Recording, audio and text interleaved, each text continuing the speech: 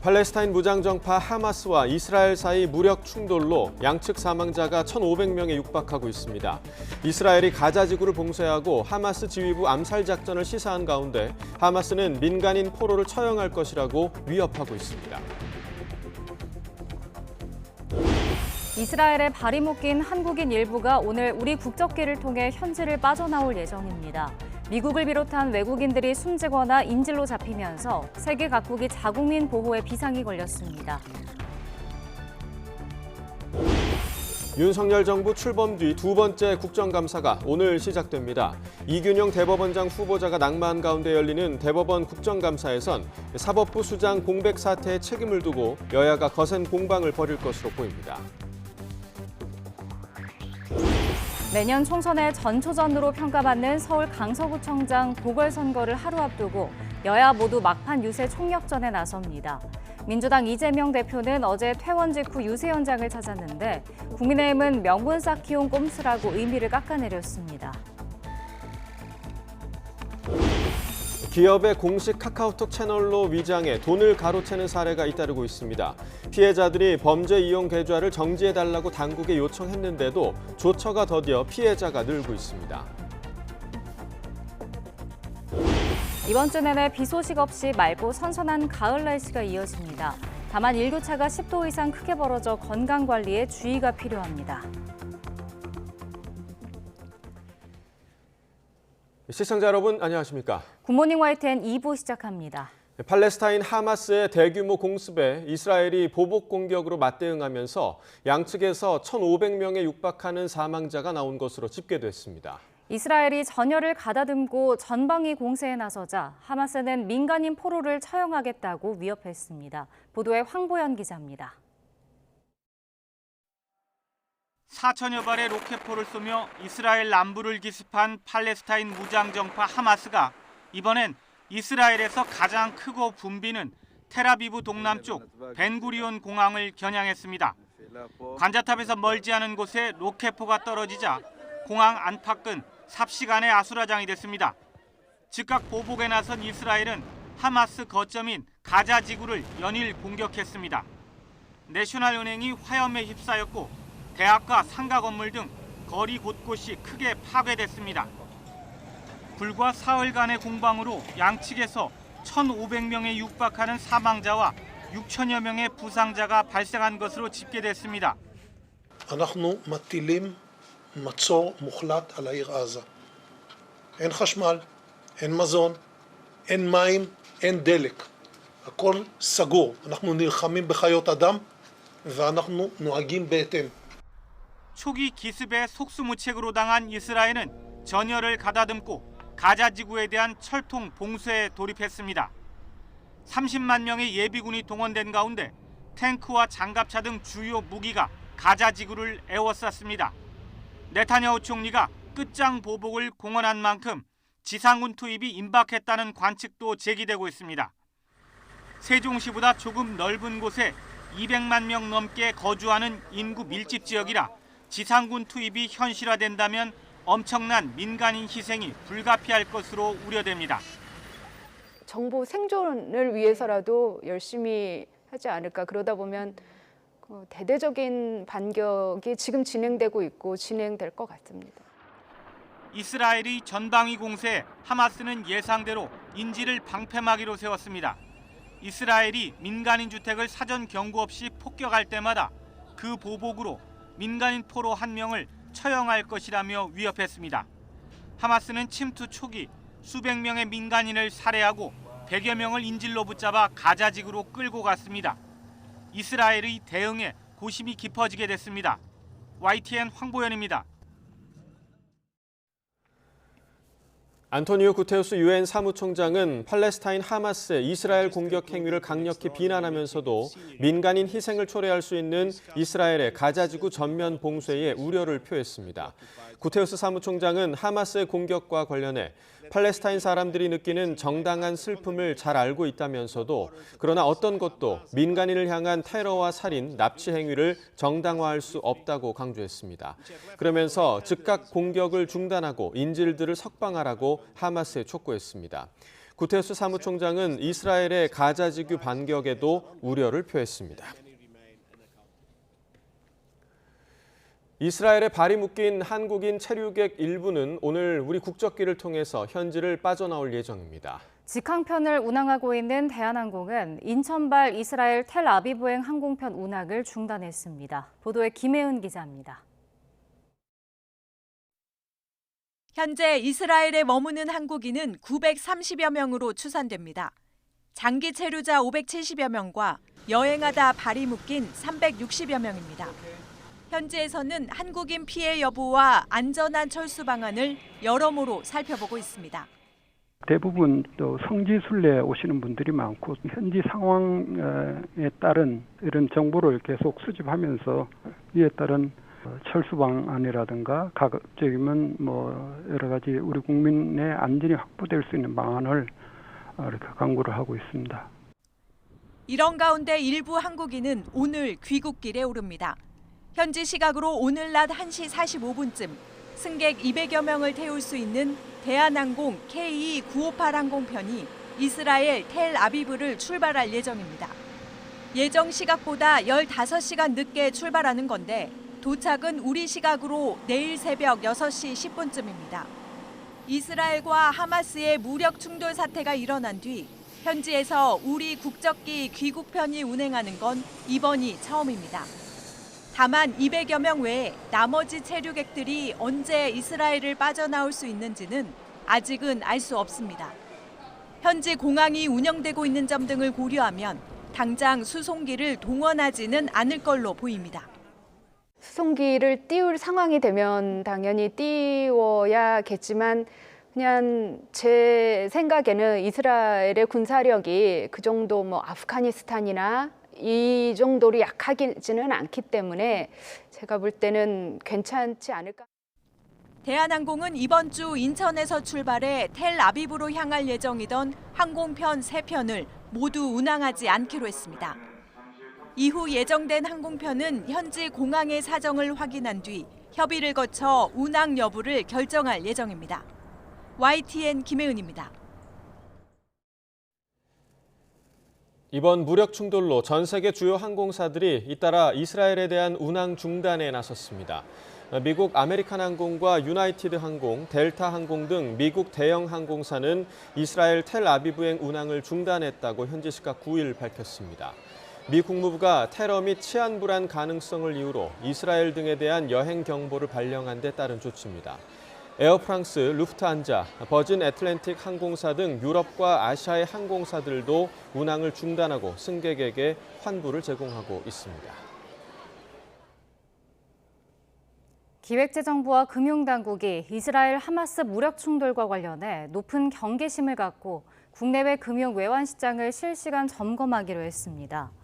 기재부는 어제 한국은행과 금융위원회, 금융감독원 등과 관계기관 합동시장 상황 점검회의를 열고 이번 충돌로 국제유가 변동폭이 확대됐지만 아직 국제금융시장 움직임은 제한적이라고 평가했습니다. 다만 앞으로 사태 전개와 관련해 불확실성이 매우 높아 글로벌 금융시장 변동성이 확대될 우려가 있다고 진단했습니다. 이에 필요한 경우 상황별 대응 계획에 따라 관계기관이 공조하면서 신속히 대응하겠다고 강조했습니다. 네, 21대 국회 마지막 국정감사가 오늘부터 시작됩니다. 정부의 국정 운영과 제1야당 대표의 사법 리스크를 둘러싼 여야 대치가 가파른 데다 내년 총선까지 맞물려 어느 때보다 치열한 주도권 다툼이 예상됩니다. 나혜인 기자입니다. 윤석열 정부 출범 뒤 두 번째인 올해 국정감사는 다음 달 8일까지 총 24일 동안 진행됩니다. 당장 첫날부터 국무조정실을 비롯해 국방부와 외교부, 국토교통부 같은 정부 부처들이 줄줄이 소관상임위에 감사를 받습니다. 야당은 정권 교체 이후 5달이 안 돼 열렸던 지난해 국정감사와는 다를 거라며 국민 앞에 정부의 실정을 낱낱이 드러내겠다고 벼르고 있습니다. 이제 전 정권 탓을 할 때는 지났다는 겁니다. 경제가 정말 어렵습니다. 민생은 파탄지경입니다. 그런데도 대통령은 경제와 민생은 살피지 않고 야당과 국민의 다른 의견과 비판에 대해 가짜뉴스라는 공격과 편가르기로 일관하고 있습니다. 신원식 신임 국방장관이 출석할 국방위 국감에선 홍범도 장군 흉상 이전 문제와 해병대원 순직 사건 수사 외압 의혹이, 국토위에선 양평고속도로 특혜 의혹이 도마 위에 오를 것으로 보입니다. 일본 원전 오염수 문제는 외교통일위원회뿐 아니라 상임위 곳곳에서 국감 기간 내내 다뤄질 가능성이 큽니다. 무능한 윤석열 정부에 대해서 송곳 같은 국정감사로 임하겠습니다. 윤석열 정부가 포기한 국민 안정과 모두의 바다, 우리 더불어민주당이 꼭 지켜내겠습니다. 야당의 공세를 막아내야 하는 국민의힘은 집권 여당으로서 21대 국회 마지막 국정감사를 민생, 책임, 희망 국감으로 이끌겠다고 강조했습니다. 다만 감사원 감사로 불거진 통계 조작 의혹이나 사드 배치 고의 지연 의혹 등 문재인 정부 인사들이 연루된 현안은 분명히 짚고 넘어가겠다는 각오입니다. 이번 국정감사는 과거 정부의 부정적 유산을 완전히 청산하고 새 정부의 국정 철학과 정책을 정착시켜 새로운 국민의 나라로 나아가기 위한 대통령 가족을 향한 무분별한 의혹 제기나 망신 주기식 증인 소환 요구가 있으면 정면 대응하겠다는 뜻도 숨기지 않았습니다. 김건희 여사까지 출석해야 된다 이런 요구를 하고 있는데, 그러면 뭐 지금 통계 조작 관련해서 문재인 전 대통령 출석하고 대선 공작 관련해서 이재명 당대표 출석해야 되겠습니까?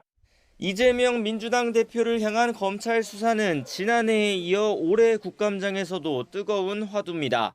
대법원장 공백 사태에 책임 공방이 오갈 법제사법위원회의 사정기관 감사에서 강한 충돌이 예상됩니다.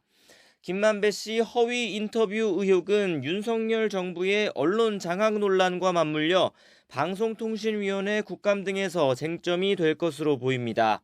다음 달 7일 예정된 대통령실 국정감사는 이 모든 현안이 총망라된 여야 간 최대 격전지가 될 전망입니다. YTN9입니다. 내년 총선의 전초전으로 평가받는 서울 강서구청장 보궐선거를 하루 앞두고 여야 모두 막판 유세 총력전에 나섭니다.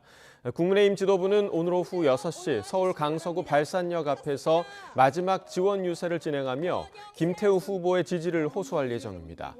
김기현 대표와 윤재욱 원내대표, 박대출 정책위의장, 이철규 사무총장 등 핵심 지도부 인사들이 모두 참석합니다. 민주당도 소속 의원들이 오늘 하루 강서구 일대를 샅샅이 돌면서 진교훈 후보에 대한 표심을 공략할 계획입니다.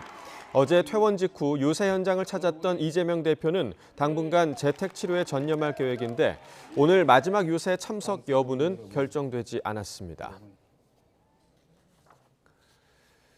재작년 민주당 전당대회 돈봉투 의혹 사건의 핵심 피의자로 지목된 윤관석 무소속 의원의 정식 재판이 오늘부터 시작됩니다. 서울중앙지방법원은 오늘 오전 윤 의원의 정당법 위반 혐의 재판 공판 준비 절차를 마무리하고 오후 2시부터 첫 공판 기일을 엽니다. 또 오후 3시부터는 보석 신문이 열리는데 법원이 이를 받아들이면 윤 의원은 이후부터 석방된 상태로 재판을 받게 됩니다. 국내 전기차 시장의 성장이 주춤하면서 고급차보다는 저가형 전기차에 대한 선호도가 높아지고 있습니다. 전기차 인프라가 부족한 상황에서 가격에 대한 부담이 큰 것으로 보입니다. 보도에 박홍구 기자입니다. 현대차그룹은 그동안 축적한 기술을 쏟아부어 지난 6월 최고급 전기차 EV9을 출시했습니다. 출시 전엔 사전 계약 10,000대를 넘어서며 흥행을 예고했습니다. 하지만 지난 4개월 동안 판매량은 4,000대를 조금 넘는 데 그쳤습니다. 부담스러운 가격이 판매 부진의 가장 큰 이유로 꼽힙니다. 옵션을 더하면 차 가격이 8,500만 원을 넘어 전기차 보조금을 한 푼도 못 받게 되자 예약 취소가 많았던 것으로 보입니다. EV9처럼 하이엔드급의 프리미엄급 전기차 시장에서는 아직 국산차를 좀 외면하고 그 정도의 값어치가 없다라고 소비자들이 평가를 하는 거고, 반면 지난달 출시한 레이 전기차 모델은 아직 실적은 안 나왔지만 사전 예약 물량이 6,000대로 올해 판매 목표를 초과했습니다. 경차로 분류돼 세금 혜택도 있고 보조금까지 받으면 2천만 원 초반에도 차를 살 수 있습니다. 레이 같은 경우는 최고 가격이 내연기관 대비 그렇게 비싸지 않고 경차로서의 혜택은 충분히 다 받을 수 있다는 점이 전기차를 경제적 관점에서 보고 있는 소비층의 관심을 집중적으로 끌어들였다라고 해석할 수가 있을 겁니다.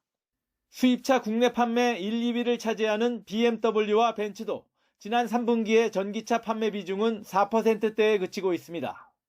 같은 기간 전체 내수 판매 차량의 9% 정도가 전기차인 점을 고려하면 전기차는 비쌀수록 덜 팔린다는 얘기가 됩니다. 완성차 업체들로서는 비싼 차를 많이 팔아야 수익이 남지만 현재 시장 상황은 이런 기대를 받쳐주지 못하고 있습니다. 전기차 인프라가 더 촘촘해지고 자율주행 기술이 성숙해지기 전까지는 고급 전기차의 시장 확대가 쉽지 않아 보입니다.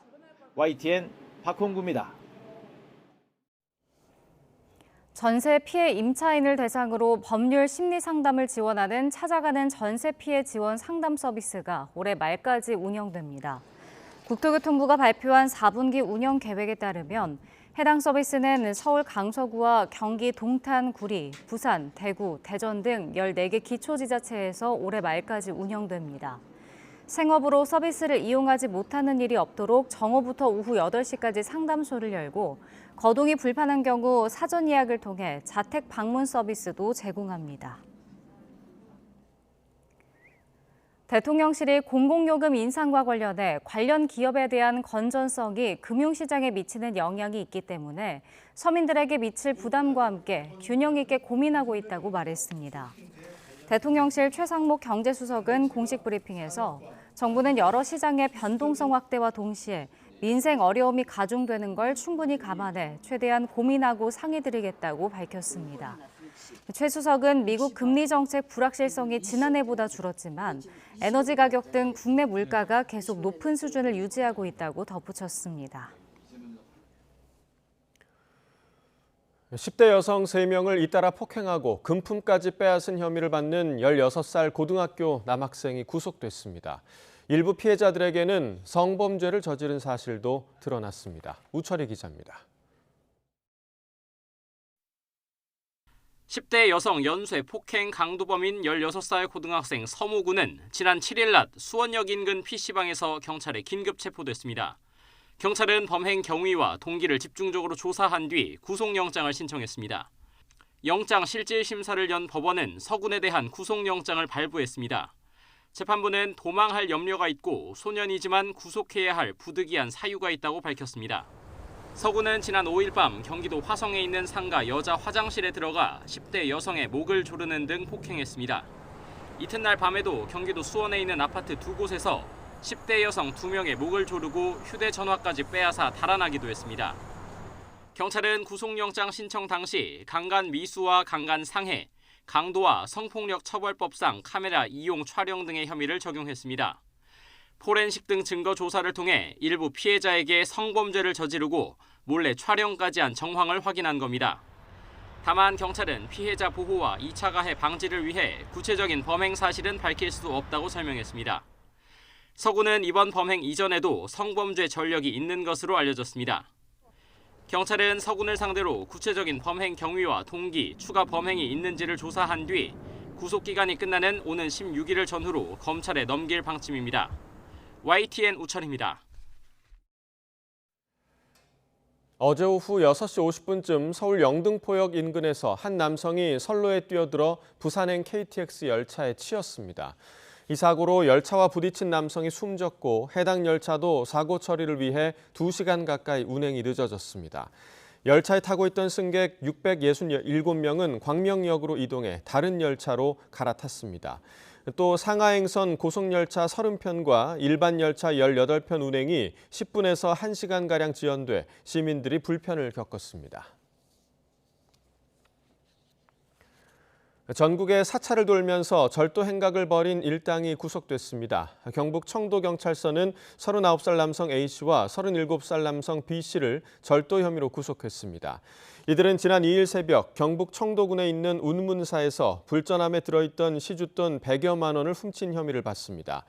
경찰은 운문사 외에도 경북 영천시와 경주시, 충북 청주시 등 전국에 있는 사찰을 돌면서 비슷한 수법으로 돈을 훔쳤다는 이들 일당의 진술을 확보해 구체적인 추가 범행 여부를 조사하고 있습니다.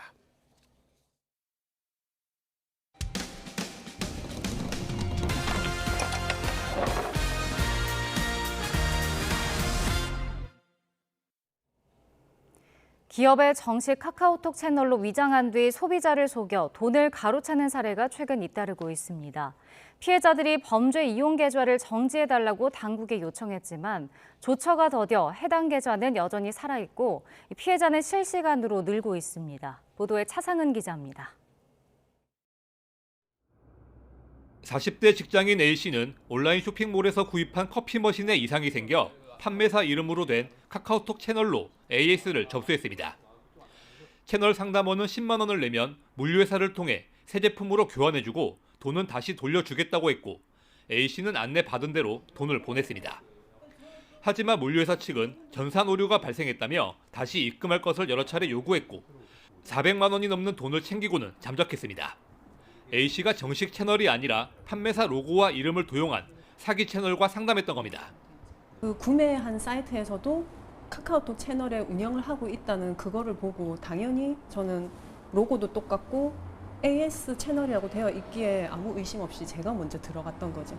그래서 제가 찾아서 들어간 거라서 전혀 의심을 할 수 없었어요. 알아보니 최근 같은 수법이 판을 쳐 피해자는 A씨 말고도 많았습니다.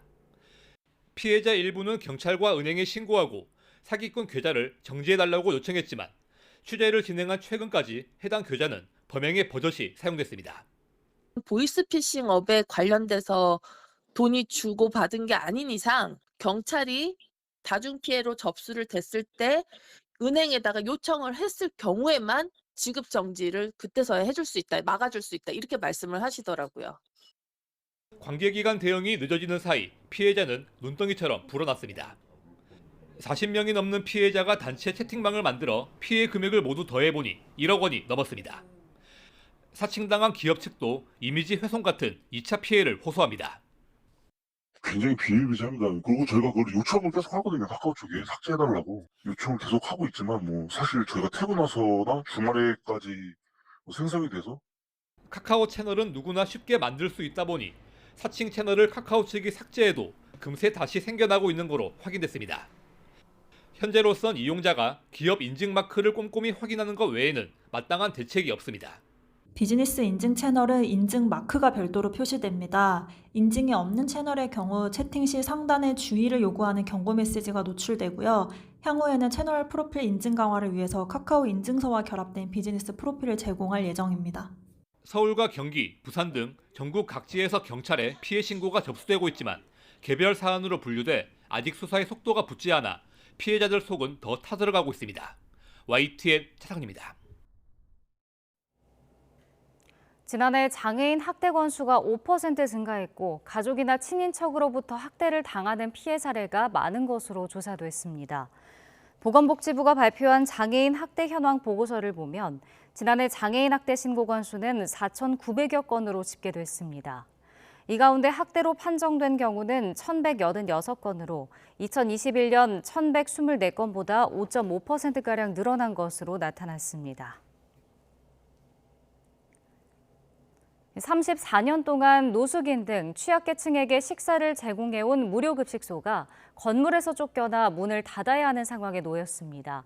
당장은 거리에서 도시락을 나눠주는 걸로 무료급식을 이어가고 있지만 날이 추워지는 겨울에는 이마저도 쉽지 않습니다. 임혜진 기자의 보도입니다. 줄을 서서 도시락을 하나씩 받은 이들이 곳곳에 자리를 잡습니다. 거리는 이내 거대한 식당이 됩니다. 노인들은 이 도시락을 받기 위해 배식 1시간 반 전부터 길 위에 자리를 잡고 기다렸습니다. 마땅한 곳을 못 찾은 사람들은 도시락을 챙겨 서울역으로 탑골공원으로 옮겨가기도 합니다. 가정에서 이런 거를 해먹을 형편도 안 되고 그냥 이렇게 주로 서울역에 와서 끼니를 때우는 거예요. 그러니까 아침을 안 먹다시피 하는 거죠. 34년째 노숙인과 노인들에게 무상으로 식사를 제공해온 참 좋은 친구들 급식소. 최근 10여 년 동안은 인근 건물에 터를 잡아 운영해왔는데 지난 4월 식기 하나 못 챙긴 채 떠나야 했습니다. 급식소에 건물을 팔기로 약속했던 건물주가 지병을 얻으면서 아들이 다른 사람에게 건물을 넘긴 게 발단이 됐습니다. 새 주인은 자신이 치른 매입 금액의 2배를 내면 단체 측에 건물을 팔겠다고 제안했다. 받아들여지지 않자 명도 소송을 내 승소했고 용역업체를 불러 강제 퇴거 조치도 마쳤습니다. 결국 건물에서 쫓겨난 단체는 노숙인들을 찾아다니며 도시락을 나눠주다가 지난달 초 옛 급식소 건물 앞 거리로 5달 만에 돌아왔습니다.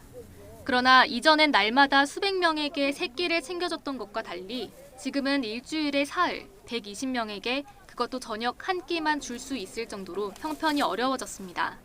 게다가 날은 점점 추워지고 있어서 언제까지 야외에서 버틸 수 있을지도 걱정입니다. 먹이고 입히고 재우고 이러던 자리가 갑자기 이제 나오게 되니까 잠자는 자리가 어렵고 이분들도 여기서 하루에 3끼를 먹으면서 또 자연스럽게 들어와서 자기의 애로사항을 다 얘기합니다. 그리고 또 치료를 하고 싶어 하고. 참 좋은 친구들을 포함해 노숙인 대상 무료 급식소는 전국에 49곳.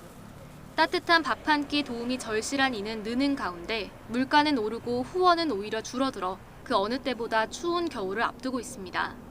거리에서 허기와 외로움을 달래주던 따뜻한 밥상 역시 사라질 위기에 놓였습니다. YTN 임혜진입니다. 서울시 교육청이 소년 수영자들도 2024학년도 대학 수학능력시험을 응시할 수 있게 지원하기로 했습니다. 서울시 교육청은 서울 남부교도소에 있는 17살 이하 소년 수영자 교정시설인 만델라 소년학교 소속 수영자들을 위해 교도소에 수능시험장을 설치합니다. 또 소년 수영자가 수능에 응시할 경우 응시 수수료 전액을 지원하기로 했습니다. 시교육청은 시험 과정에서 안전 확보를 위해 시험 감독관과 관리위원 등 인력을 파견할 계획입니다.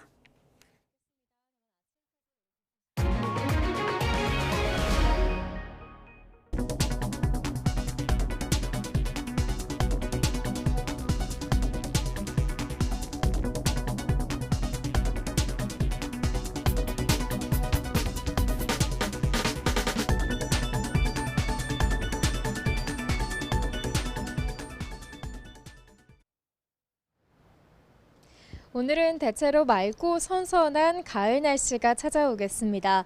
다만 10도 이상 크게 벌어지는 일교차는 유의해 주셔야겠는데요. 현재 서울 기온은 12.1도로 어제 같은 시각보다 3도가량 낮아 쌀쌀하게 느껴지고 있지만 한낮에는 기온이 23도까지 오르면서 예년 이맘때처럼 선선하겠습니다. 크게 벌어지는 기온차에 감기 등 호흡기 질환에 걸리기 쉬우니까요. 건강관리에 각별히 유의해 주시기 바랍니다. 오늘은 전국이 대체로 맑겠습니다. 다만 아침까지 내륙 곳곳에 가시거리 200m 미만의 매우 짙은 안개가 끼는 곳이 있겠고요. 강원 영동 지방은 흐린 가운데 낮 한때 5mm 미만의 비가 조금 내리겠습니다. 현재 기온 살펴보겠습니다. 현재 서울 기온 12.1도, 청주 14.1도, 부산은 16.1도를 나타내고 있습니다. 낮 기온은 어제와 비슷하거나 조금 더 높겠습니다. 오늘 서울과 대전, 광주와 대구의 한낮 기온 모두 23도가 예상됩니다. 남은 한 주간도 비 소식 없이 대체로 맑고 일교차 큰 전형적인 가을 날씨가 이어질 전망입니다. 오늘 밤부터 동해안 지역에서는 강한 바람과 함께 너울성 파도가 높게 일겠습니다. 이 지역에 계신 분들은 해안가 안전 사고에도 유의해 주셔야겠습니다. 지금까지 서울 상암동 야외 스튜디오에서 YTN 윤수빈입니다.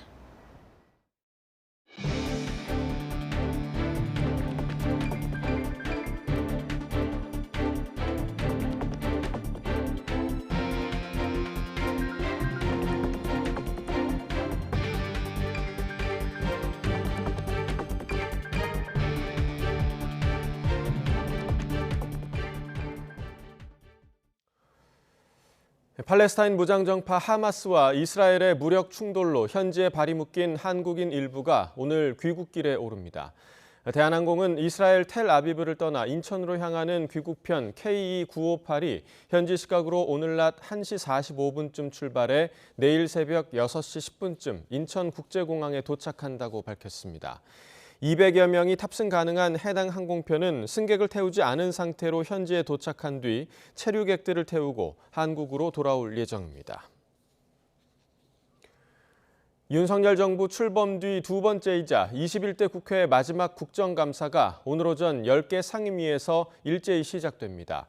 이균용 대법원장 후보자가 낙마한 가운데 열리는 법제사법위원회의 대법원 국정감사에서는 사법부 수장 공백 사태에 책임을 두고 여야가 거센 공방을 벌일 것으로 보입니다.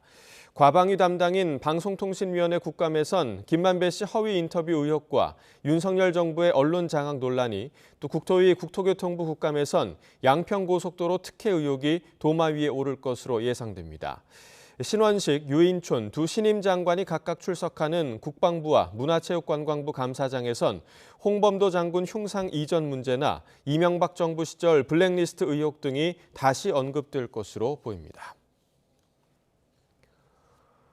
서울 강서구청장 보궐선거가 하루 앞으로 다가온 가운데 민주당 이재명 대표는 어제 병원에서 퇴원해 선거 유세 현장을 찾아 지원 사격에 나섰습니다. 국민의힘 지도부도 막판 표심을 잡기 위해 분투했는데 이 대표 유세에 대해선 선거 결과를 염두에 둔 보여주기식 꼼수라고 의미를 깎아내렸습니다. 손효정 기자입니다. 서울 강서구청장 보궐선거 본 투표를 이틀 앞두고 단식 회복 치료를 받던 민주당 이재명 대표가 병원에서 퇴원했습니다. 이번 3주 만인데 퇴원 수속을 받자마자 곧바로 당 전체가 총집결한 서울 강서구청장 보궐선거 집중 유세 현장을 찾았습니다. 지팡이를 짚고 단상 위에 올라선 이 대표는 이번 선거로 윤석열 정권의 폭정을 심판해야 한다며 진교훈 후보의 힘을 실어줬습니다. 지배 대상으로 여기고 업수히 여기면 어떤 일이 벌어진다는 것을 여러분께서 직접 행동으로 증명해 주실 걸로 확신합니다. 민주당은 국민의힘의 김태우 후보 공천은 정권 이권 카르텔을 구축하기 위한 것이라며 진 후보야말로 진정한 공익 수호자라고 역설했습니다. 김태우 후보는 청와대 재직 시절 향응을 수수해 징계 위기에 처하자 기밀을 누설하고 공익신고자 코스프레를 했지만 결국 유죄 판결을 받은 범죄자입니다. 국민의힘 지도부도 연휴 마지막 날 강서구로 총출동해 지지층 결집을 호소했습니다. 구청장은 야당 대표 심부름할 사람이 아니라 국민들의 삶을 실질적으로 바꿀 수 있는 힘 있는 후보가 돼야 한다고 재차 강조했습니다. 힘 있는 여당 후보, 대통령과 한 라인이 개통돼 있고 집권 여당이 팍팍 밀어줘서 강서가 서울의 얼굴이 되는, 중심이 되는 그런 구로 만들 수 있도록. 선거 막판 이재명 대표가 유세 지원에 나선 데에 대해선 판세에 별 영향을 미치진 않을 거라며 그 의미를 깎아내렸습니다. 선거 결과가 좋으면 본인 덕분이라고 할 것이고 지더라도 본인이 그동안 선거운동에 참여할 수 없어서 졌다고 할 거라며 전형적인 명분 쌓기용이라고 지적했습니다. 또 사법 리스크가 굉장히 많은 그런 이재명 대표가 과연 또 유세를 하는 것이 뭐 민주당 후보에게 도움이 좀 되는지는 결과로 봐야 될 것 같습니다. 이 밖에 정의당, 진보당 등 군소정당 후보들도 막판 선거운동에 총력전을 펼쳤습니다. 내년 총선 전초전으로 평가받는 이번 강서구청장 보궐선거. 여야는 22.64%의 높은 사전투표율도 제각각 유리하게 해석하는 가운데 본투표가 가까워질수록 선거 열기는 뜨거워지고 있습니다. YTN 손유정입니다. 미국 정부가 삼성전자와 SK하이닉스의 중국 공장에 대해 별도 허가나 기한 제한 없이 미국산 반도체 장비를 공급하기로 확정했습니다. 대통령실은 우리 반도체 기업의 최대 통상 현안이 일단락됐다고 평가하고 있는데요. 대통령실의 발표 내용을 들어보겠습니다. 최근 미국 정부는 수출 통제 당국과 NSC 경제안보대화 채널을 통해 삼성전자와 SK하이닉스의 중국 내 반도체 공장을 미국 수출관리 규정에 따른 검증된 최종 사용자, 즉 VEU로 지정하여 앞으로는 별도의 허가 절차나 기간 제한 없이 미국산 장비를 공급하겠다는 최종 결정을 전해왔습니다.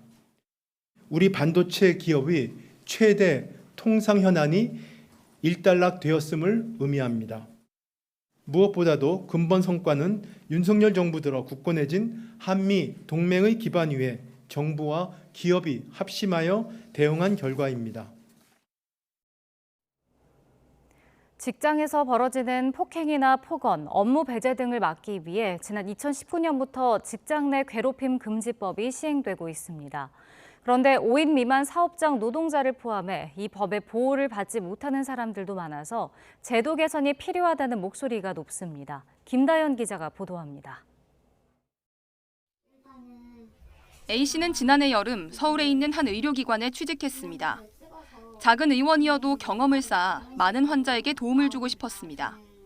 하지만 그런 꿈은 얼마 가지 않아 꺾이고 말았습니다. 이유도 모른 채 직장 상사에게 괴롭힘을 당하기 시작했기 때문입니다. 환자랑 저를 향해서 물건을 확 밀친다거나 물건을 집어던진다거나 다들 그거를 보고도 묵과를 하더라고요. 저는 그게 사실 제일 큰 상처였고. 계속되는 괴롭힘에 공황발작까지 나타나 출근을 못했더니 고용주는 사흘 연속 무단 결근했다며 A씨에게 해고를 통보했습니다. 억울했던 A씨는 직장 내 괴롭힘을 신고하려고 고용노동부에 전화했지만 아무 도움도 받을 수 없었습니다. 거기에 전화를 해서 얘기를 했더니 5인 미만은 죄송한데 상담이 어렵다고 답변이 돌아왔고요. 근로기준법은 상시 5인 이상 근로자를 둔 사업장에만 적용됩니다. 5인 미만 사업장의 경우 대통령령이 정한 일부 조항만 적용받는데 직장 내 괴롭힘을 금지한 76조 2는 여기에 포함되지 않습니다. 그러나 5인 미만 사업장이야말로 노동 환경이 열악할 가능성이 상대적으로 큰 만큼 법의 보호가 더 절실하다는 목소리가 높습니다. 또 택배기사처럼 일종의 개인 사업자로 분류되는 특수고용 노동자나 프리랜서 등에는 아예 근로기준법이 적용되지 않아서 역시 직장 내 괴롭힘 금지법 사각지대에 있습니다. 이런 모든 노동자들은 근로기준법의 직장 내 괴롭힘 금지 조항을 적용받지 못하고 있는데요. 이 숫자를 모두 합치면 1,000만 명 정도로 파악되고 있습니다. 현재 국회에는 4명 이하의 근로자를 둔 사업장에 직장 내 괴롭힘 금지법을 확대 적용하도록 하는 법안이 발의됐지만 아직 소관 상임위에 계류하고 있습니다. YTN 김다현입니다. 질병관리청이 후천성 면역 결핍증 에이즈를 일으킬 수 있는 HIV에 감염된 헌혈자가 있다는 신고를 받고도 이를 3년 뒤에야 보건소에 알린 것으로 드러났습니다. 대한적십자사는 지난 2020년 4월 군에서 단체 헌혈을 한 A씨가 HIV에 감염된 사실을 파악해 질병청에 신고했다고 밝혔습니다. 질병청은 당시 군부대에서 바로 통보했지만 보건소에는 3년 뒤인 지난 8월에야 알린 것으로 전해졌습니다. 어제 저녁 한 남성이 KTX 열차에 치여 숨지는 사고가 나 열차가 줄줄이 지연됐습니다. 경북 청도군에서는 전국 4차를 돌면서 절도행각을 벌인 일당이 구속됐습니다. 밤사이 사건 사고 소식 김철희 기자가 전해드립니다. 멈춰선 KTX 열차 옆에 소방대원들이 출동해 있습니다. 어제 저녁 6시 50분쯤 50대로 추정되는 남성이 서울 영등포역 근처 선로로 뛰어들었습니다. 이 남성은 달려오던 부산행 KTX 고속열차와 부딪혀 숨졌습니다. 이 사고로 탑승객 600여 명은 2시간 뒤에야 인근 역으로 이동해 다른 열차로 갈아탔습니다. 또 상하행선 고속열차 30편과 일반 열차 18편 역시 10분에서 1시간 정도 잇따라 운행이 지연됐습니다. 왜 안 도착하지?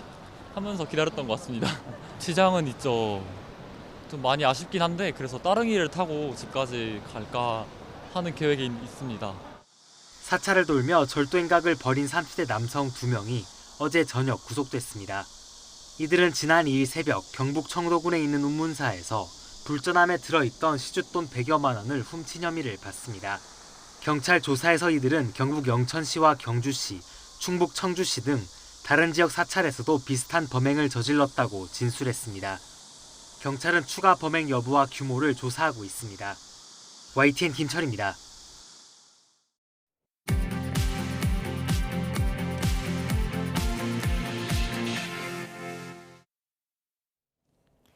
이 시각 세계는입니다. 유럽연합과 회원국들이 하마스의 이스라엘 기습 공격을 테러로 규정하며 팔레스타인에 대한 원조를 전면 중단하고 나섰습니다. 하마스 공격으로 외국인들이 숨지고 실종되거나 인질로 잡혀 세계 각국이 자국민 보호에 비상이 걸렸습니다. 이종수 기자입니다. 우르줄라 폰데어 라이엔 유럽연합 EU 집행위원장이 옛 트위터 X에 EU 집행위 건물 한편에 이스라엘기가 투영된 사진을 올리며 이스라엘과 연대를 표시했습니다. EU 집행위는 나아가 1조 원에 가까운 팔레스타인 개발 원조를 사실상 중단했습니다.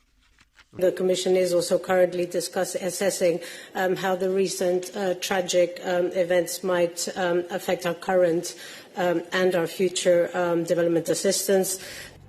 유럽연합 최대 경제대국 독일과 오스트리아도 재정 지원을 거두기로 해 해외 원조로 생계를 유지하는 200만 명이 넘는 가자지구 팔레스타인 주민들이 심각한 상황에 놓이게 됐습니다. 서방 국가들은 이스라엘과 하마스 충돌로 반유대주의가 확산하는 것을 차단하기 위해 치안을 강화하기로 했습니다. Wir akzeptieren es nicht, wenn hier auf unseren Straßen die abscheulichen Attacken gegen Israel gefeiert werden. 하지만 러시아는 중국과 마찬가지로 팔레스타인을 독립시켜 이스라엘과 분쟁을 해결하자는 하마스의 주장, 두 국가 해법 지지를 분명히 했습니다. Лига арабских государств может сыграть определяющую роль в комплексном оздоровлении региональной обстановки, поощряя эти процессы. 하마스 공격으로 미국을 비롯한 외국인들이 사망하고 실종되고 인질로 잡히면서 각국이 자국민 보호에 총력을 기울이고 있습니다. 서둘러 군용수송기와 민항기를 급파해 귀국시키고 희생자 시신을 본국으로 수송하는 한편 한라인의 개설에 자국민 소재를 파악하며 지원책 마련에 동분서주하고 있습니다. YTN 정수입니다. 팔레스타인 하마스와 이스라엘의 교전에서 양측을 합쳐 1,500명에 육박하는 사망자가 나왔습니다. 이스라엘 정부는 하마스의 공격으로 인한 사망자가 800명 이상, 부상자는 2,600명 이상이라고 발표했습니다. 미국 민주당 계열 정치 명문가인 케네디 가문의 로버트 F. 케네디 주니어가 내년 대선에 무소속으로 출마하겠다고 선언했습니다. AP통신 등에 따르면 케네디가 민주당 대선 후보로 나서려던 계획을 접고 무소속 후보로 출마하겠다고 밝혔습니다. 미국 동맹국 캐나다의 의원들이 올해 들어 잇따라 타이완을 방문하고 있습니다. 타이완 외교부에 따르면 캐나다 타이완 국회의원 우호협회 공동대표인 마이클 맥도날드 상원의원을 단장으로 하는 캐나다 의원 5명이 타이완에 도착했습니다. 이들은 오는 14일까지 타이완에 머물며 타이완 건국기념일 기념식에 참가하고 차잉원 총통 등 타이완 정부 핵심 인사들을 만나 양국 관계와 타이완 해협 문제 등을 논의할 계획입니다. 시진핑 중국 국가주석이 방중한 미국 상원 대표단과 회동하고 양국 관계 개선 필요성을 강조했습니다.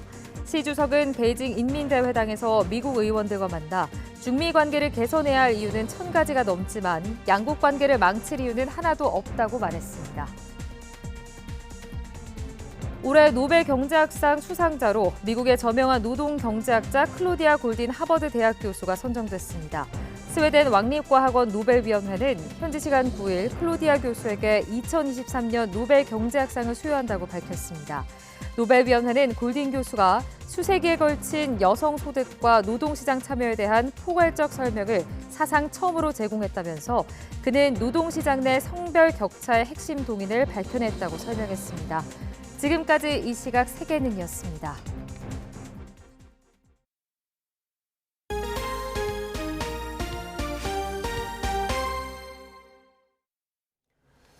한글날 연휴 전국에서는 갖가지 축제가 열려 많은 관광객의 발길이 이어졌습니다.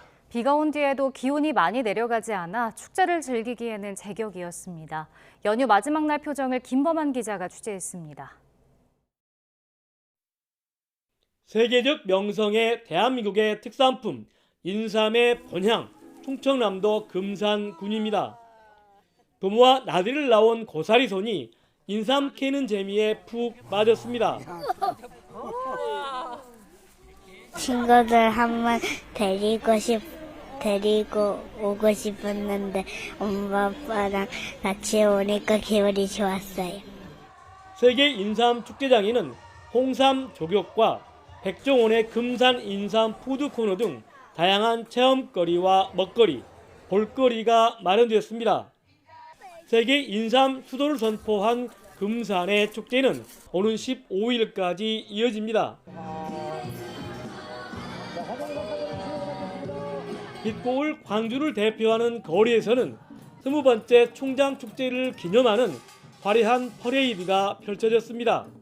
작년부터 버스킹, 월드 버스킹 해가지고 이제 국제적인 충장축제로 이렇게 승화돼서 하는데 충장로 사람들은 이제 충장로를 벗어나서 국제적인 충장축제가 된다는데 상당히 좀 반기고 있는 중입니다.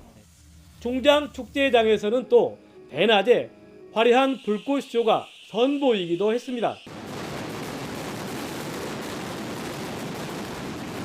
세계 20여 개 나라에서 60여 개 팀이 참가한 흥겨운 버스킹 경연도 절정에 달했습니다.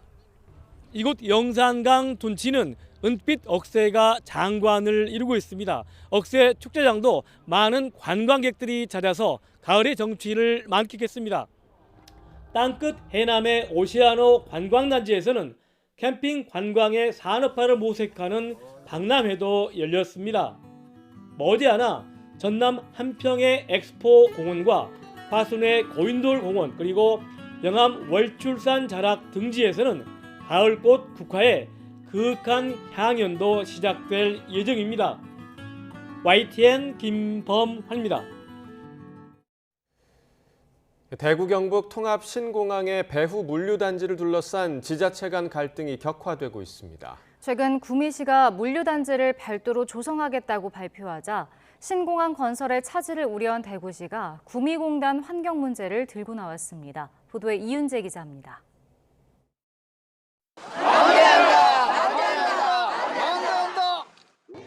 대구 경북 통합 신공항 건설을 반대하는 경북 의성 주민 목소리입니다. 두 손을 들고 환영했던 신공항을 이제와 막는 건 주민에게 실익이 없다고 판단했기 때문입니다. 신공항과 가까운 구미시가 물류단지를 만들고 공항과 연결되는 고속도로까지 뚫으면 의성이 물류산업 주도권을 가질 수 없다고 본 겁니다. 지금은 공항 이전 반대입니다. 더 이상 더 이하도 아닙니다. 좋은 거 있으면 다 가져가십시오. 우리는 필요 없습니다. 주민 반대라는 암초를 만나자 홍준표 대구시장은 이철우 경상북도지사가 나서라고 압박했습니다.